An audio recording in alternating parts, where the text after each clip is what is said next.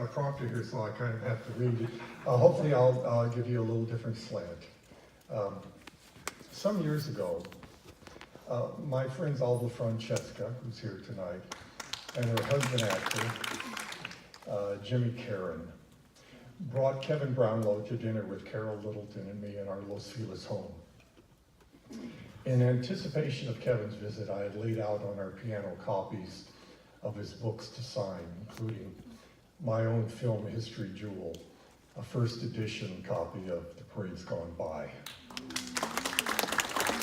Kevin's glorious record of silent film pioneers, whom he had interviewed in the 1960s, while I was still a film student at USC. One of the directors he profiled was a titan of the silent era, King Vidor, who was still teaching at USC. Deliberately and thoughtfully, Kevin graciously signed every book I gave him, including The War of the West in the Wilderness and Behind the Mask of Innocence, his equally landmark study of filmmakers tackling the agonizing social problems of the decades before World War I. In 1980, Brownlow and David Gill produced Hollywood, as you saw, the 13-part history of the silent era in Hollywood for Thames Television. This was followed by Unknown Chaplain in 1983, Buster Keaton, A Hard Act to Follow in 1987, and Harold Lloyd, The Third Genius in 1989.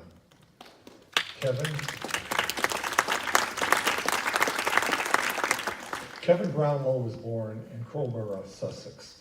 His passion for cinema struck early. He collected films from the age of 11, and at the age of 14, with a 9.5 millimeter camera, he began to capture an adaptation of a de Maupassant story with its action updated from the Franco-Prussian War to 1940s France. The fascination with the Second World War continued in his much more ambitious feature film, It Happened Here. Based on Brownlow's own story idea, it was a meditation on what would have happened to England if Germany had won the war. He made the film with his partner, Andrew Mullo. Shooting the film was a trauma, perhaps exceeded only by the trauma of trying to distribute it. His book, How It Happened Here, tells the story. This evening we have a rare opportunity to see this extraordinary movie. When he was 15, Kevin saw 2 reels of Abel Gance's 1927 film, Napoleon, and it changed his life. The film was more daring, both technically and artistically, than anything he had ever seen. How could it have been forgotten?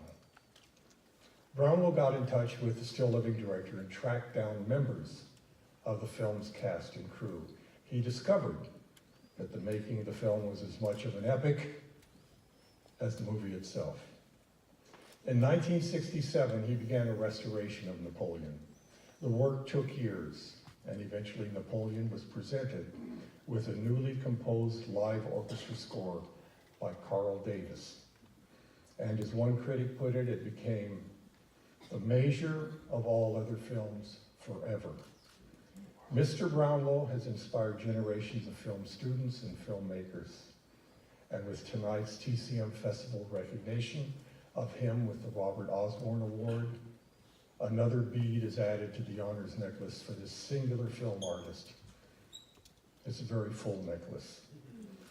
The Academy of Motion Picture Arts and Sciences presented an award, an honorary Oscar, to Mr. Brownlow in 2011. I was at that September Board of Governors meeting that voted him the honor. It was one of those rare occasions of the Academy Board finding unanimous agreement about anything. We all recognize the unparalleled contribution of Kevin Brownlow to film history and to enriching our own lives as filmmakers. In his June 28 interview in Film Comment, Michael Schragow begins with this sentence: "A game called 6 Degrees of Kevin Brownlow would cover movie history in its entirety." The only change I could make is, I believe it unlikely, that any of we film buffs here this evening is more than 3 degrees of separation from Kevin Brownlow. Ladies and gentlemen, it's a great pleasure for me to bestow, on behalf of TCM, the Robert Osborne Award for Film Preservation to Mr. Kevin Brownlow.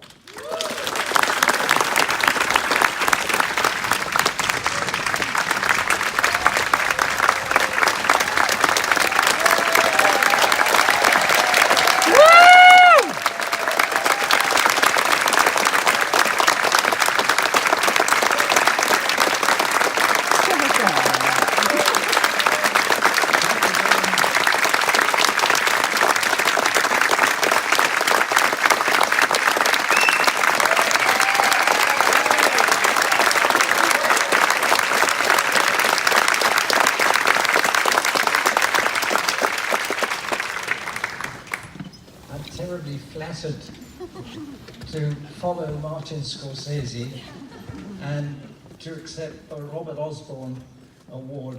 I was always very impressed by Robert Osborne. In fact, I was always taking notes at the front of a film whenever he appeared. And it couldn't be more warmly received. But I am sure Robert Osborne will forgive me. Having a lot of Irish in me, I am about to be rebellious. Where is the Hollywood series?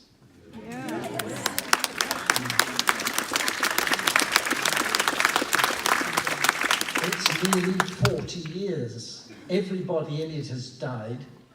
Do the lawyers in the front office still demand impossible figures? They earned a lot. They earned enough, more than enough, the first time round. Why don't they just say, put that series out, we won't charge anything, it's our tradition.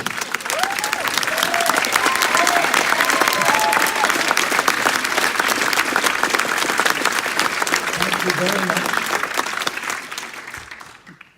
We could do a scene from Napoleon here and charge the front office of MGM, but I think this is enough.